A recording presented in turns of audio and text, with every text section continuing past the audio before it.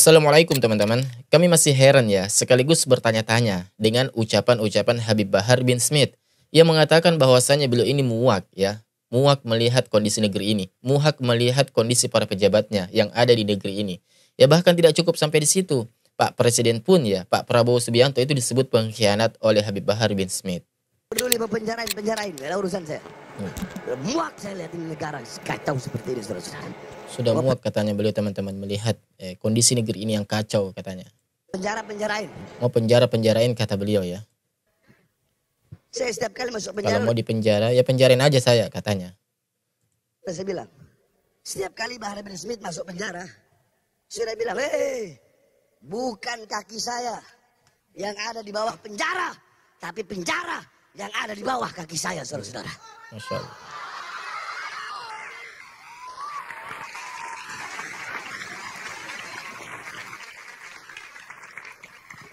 Saya masuk penjara. Yeah. Para pengkhianat bangsa, perusak demokrasi, perampok harta rakyat. Para korupsi mereka ya, menertawakan saya. Kasihan Bahar bin Smith masuk penjara. Mereka nggak tahu di balik penjara saya menertawakan mereka beserta dunia dan seisi-isinya, saudara-saudara. Anak-anak Haikal Hasan pengkhianat. Anak pengkhianat, Prabowo pengkhianat, Haikal Hasan pengkhianat. Ya, Haikal Hasan pengkhianat, Prabowo pengkhianat katanya. Mana? Antum jangan sebut-sebut nama pengkhianat di depan anak. Haikal Hasan itu pengkhianat. Oh gitu ya. Orang-orang yang khianat nggak ada tempat di hatinya. Coba teman-teman, ya Habib Bahar bin Smith mengatakan muak melihat kondisi bangsa ini, ya muak melihat kondisi negeri ini. Bahkan presiden pun disebutnya sebagai pengkhianat. Yang saya herankan ya, apa beliau ini ya itu nggak ngaca teman-teman. Ya beliau itu kan cari makan di Indonesia, hidup enak di Indonesia. Ya mukibinnya banyak di Indonesia, bisa lelang siwak bekas, bisa lelang sarban bekas, bisa lelang cincin bekas. Dan beliau itu kan hidup aman, tentram, enak, nyaman di Indonesia teman-teman. Ya hidup bahagia, sentosa, aman, sejahtera. Ya seharusnya kita syukuri hal itu. Ya karena bagaimana kita mau mensyukuri sesuatu yang besar teman-teman. Kalau dari hal kecil saja yang kita anggap itu sederhana, itu belum kita syukuri.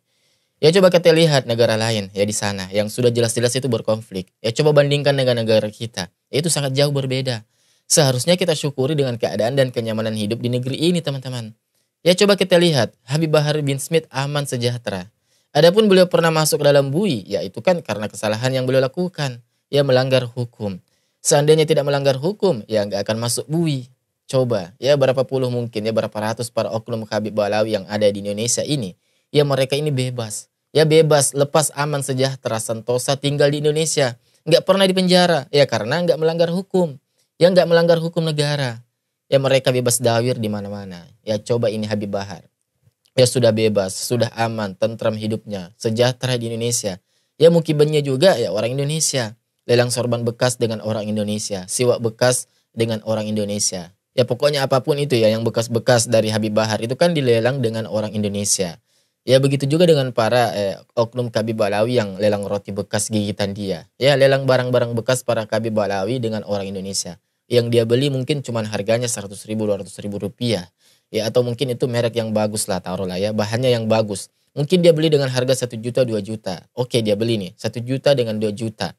Tetapi dia lelang puluhan juta dengan orang Indonesia. Apalagi kalau roti bekas ya siwak bekas. Coba ya siwak apa harganya sampai jutaan? Kan gak ada. Yang nggak ada siwak harganya itu sampai jutaan teman-teman ya. Tetapi siwak bekas bisa dilelang jutaan sama Habib Bahar bin Smith. Ya dan lelangnya pun ya dengan orang-orang Indonesia. Jadi sekali lagi ya mereka ini ya para oknum Habib Balawi ya terkhusus Bahar bin Smith tinggal di Indonesia ya cari makan di Indonesia. Mukibinnya juga ya pecintanya juga itu orang Indonesia. Beliau hidupnya aman, tentram, sejahtera di Indonesia. Ya semuanya tercukupi. Alhamdulillah ya biiznillah. Harta benda banyak dan itu juga carinya di Indonesia. Sementara kontribusi Habib Bahar bin Smith untuk Indonesia itu apa? Ya saya bertanya ini. Ya jika kalian tahu coba komen di bawah ya. Kok bisa-bisanya kemudian Habib Bahar bin Smith mengatakan muak melihat kondisi bangsa ini. Ya muak melihat kondisi negeri ini. Ya presidennya pun disebut pengkhianat. Ya kita sebagai orang Indonesia ya muak juga melihat kelakuan seperti itu teman-teman. Yang selalu mencaci maki pemerintah. Ya. Kalau beliau ini pejuang, oke ya. Kalau beliau ini selalu membela rakyat ya. Harta benda jiwanya dikorbankan untuk rakyat Indonesia. Oke lah. Ya itu harus kita akui sesuatu yang luar biasa teman-teman. Ya jarang ada orang seperti beliau. Istiqomah yang kuat dan tidak tebang pilih seperti Habib Bahar. Ya hitam dia katakan hitam, putih dia katakan putih. Nggak ada abu-abu bagi Habib Bahar bin Smith. Cuman kalau kemudian kita mengatakan terang-terangan muak dengan keadaan negeri ini, apalagi pemimpin negara disebut sebagai pengkhianat, ya saya rasa itu tidak tepat teman-teman. Ya, sebab ya kita tahu, ya coba lihat rumah megahnya beliau, hartanya, mobil-mobil mewahnya. Siapa yang menikmati? Apakah rakyat Indonesia keseluruhan? Kan enggak. Melainkan itu dinikmati oleh Habib Bahar bin Smith sendiri. Atau mungkin santri-santrinya. Tetapi kan yang jelas di sini bahwa ya Habib Bahar bin Smith hidupnya itu terjamin di Indonesia. Yang enggak akan ada kekurangan insya Allah. Dan andai beliau ini tidak melanggar hukum yang ada di Indonesia, ya enggak akan dia masuk bui. Ya, kok bisa mengatakan kemudian muak melihat kondisi negeri ini gitu loh. Padahal negeri ini tuh ya, itu baik-baik saja. Hutangnya juga sedikit. Ya, pejabat-pejabatnya juga pun pro rakyat. Dan gak suka korupsi. Ya, benar kan? Artinya gini teman-teman ya. Kita ini semua, seluruh rakyat Indonesia ini sudah paham tentang keadaan negeri ini. Ya, baik itu kita katakan tidak baik-baik saja atau baik-baik saja, itu sebenarnya rakyat itu sudah tahu teman-teman. Ya, termasuk Pak Prabowo sendiri itu pun sudah tahu. Ya, makanya kenapa Pak Prabowo itu begitu ngotot ingin menjadi seorang presiden. Ya, karena beliau sadar ya cara satu-satunya untuk merubah bangsa ini ke arah lebih baik adalah harus terjun ke dalam politik. Ya, harus terjun masuk ke dalam pemerintahan. Dan beliau memilih jalan untuk apa? Untuk mencalonkan presiden. Ya, dan alhamdulillah biiznillah beliau ini terpilih. Maka ya ini kan baru nih Pak Prabowo ini dilantik. Maka ya kita nggak apa-apa, kita berikan waktu kepada beliau sedikit demi sedikit untuk merubah negeri ini. Ya, bahkan terakhir teman-teman ya saya dengar mendapat sebuah kabar berita bahwa Pak Prabowo ini akan mewajibkan seluruh menterinya akan menggunakan mobil asli Indonesia.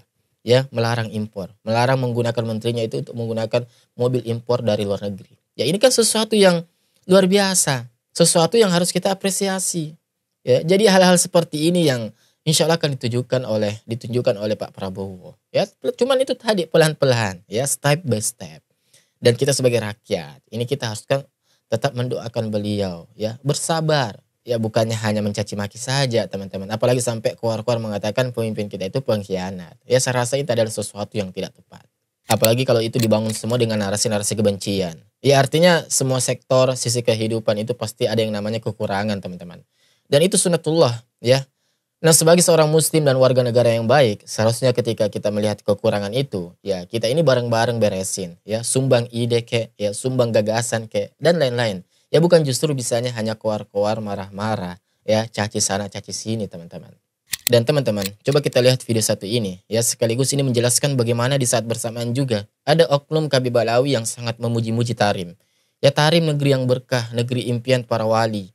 Ya, di sana semuanya wali katanya. Doa di dalam WC pun terkabul katanya. Pokoknya memuji-muji Tarim dengan puji-pujian yang sangat luar biasa. Ya, seakan-akan Indonesia ini nggak ada apa-apanya kalau dibandingkan dengan Tarim. Ya, coba kita lihat videonya. Tarim ini istimewa. Sampai dikatakan, kota Tarim ini dikatakan, doa ning kota Tarim itu dikabulkan oleh Allah walaupun di dalam kamar mandi. Astagfirullah. Doa katanya di kota Tarim walaupun di dalam kamar mandi, teman-teman, itu akan dikabulkan oleh Allah Subhanahu wa taala. Ya, ini catat namanya ya, hafal mukanya. Habib Abdul Qadir bin Zaid Ba'abud, ya. Dan memang ini sering kami dapati teman-teman yang mengeluarkan perkataan-perkataan yang kami anggap nyeleneh. Ya, kenapa nyeleneh? Karena beliau tidak sertakan dalilnya, beliau tidak sertakan dasarnya ya, kenapa bisa beliau berkata seperti itu. Doa diterima. Tuh. Dari hebatnya kota Tarim. Apa lagi? Sampai kota Tarim itu Madinatun Nur. Dikatakan kotanya cahaya. Cahaya teman. Dikatakan Tarim Maudiul Anwar. Kota Tarim itu kotanya cahaya. Kota Tarim itu kotanya cahaya katanya. Dauriha wal aqtar. Jalan-jalannya, gunungnya. Wallah ma fi haddar illa wa amla'ahullah. Demi Allah, tidak ada satu tempat yang ada di kota Tarim melainkan Allah berikan di situ penuh daripada cahaya. Di kota Tarim itu, di kota Tarim, bayi-bayi yang ada di kota Tarim itu, mereka itu nggak tumbuh balik kecuali mereka sudah jadi wali. Katanya bayi-bayi di Tarim itu teman-teman, mereka nggak tumbuh balik kecuali sudah jadi wali katanya. Jadi sudah jadi wali sejak bayi teman-teman ya. Oke. Yang tumbuh kumis, illa wa gudu mukasyif. Ini masih orang yang sama teman-teman ya, yang tadi ya, Abdul Qadir ya. Kecuali sudah jadi wali. Makanya di kota Tarim itu ini juga dikatakan bahwasanya ta'adab fit Tarim hatta ma'akila biha. Yang punya akhlak, yang punya adab kamu di kota Tarim walaupun dengan anjing-anjing yang ada di kota Tarim. Kenapa? Karena anjing-anjing yang ada di kota Tarim mereka pernah dipandang oleh mata orang-orang soleh. Tuh teman-teman, ya sedemikian hebat para oknum Habib Balawi tadi dalam memuliakan Tarim. Akan tetapi dengan Indonesia yang mereka tinggal di Indonesia, ya cari makan di Indonesia, hidup sehat, aman, tentram, santosa, sejahtera di Indonesia, mereka merendahkan. Melihat kondisi bangsa ini katanya muak. Dia menyebut Presiden Indonesia, pimpinan negara ini disebut pengkhianat. Coba, apa enggak sakit hati kita melihat tingkah para oknum Habib Balawi yang seperti itu teman-teman? Ya, kita berkuar-kuar NKRI harga mati, tetapi oknum para Habib Balawi tinggal di NKRI, cari makan di NKRI, hidup aman, tentram, sejahtera ya di NKRI. Tetapi mengatakan muak melihat kondisi bangsa ini. Presiden kita disebut pengkhianat. Bahkan tidak 1-2 kali beliau ini mengucapkan perkataan-perkataan yang tidak beradab kepada para kiai ya, kepada para pemimpin negeri ini teman-teman, kepada para pemerintah. Ya sementara dengan Tarim, ada oknum dari mereka ini memuji dengan sangat hebat. Ya bahkan dikatakan tadi teman-teman, di Tarim itu semuanya wali katanya. Semuanya di sana wali. Makanya harus beradab di kota Tarim. Bahkan dengan anjing yang ada di kota Tarim, ya itu pun harus beradab. Ya berakhlak kepada mereka. Karena apa? Ya anjing yang ada di kota Tarim pernah mendapatkan pandangan dari para wali yang ada di Tarim teman-teman. Ya itu katanya. Luar biasa. Coba. Ya dengan anjing mereka bisa memuliakan. Sementara dengan pemimpin negeri ini disebut pengkhianat. Coba, apa enggak mendidih kita melihat ucapan, mendengar ucapan-ucapan seperti itu teman-teman, ya? Dan yang seperti ini ya mukibinnya juga banyak enggak sadar-sadar.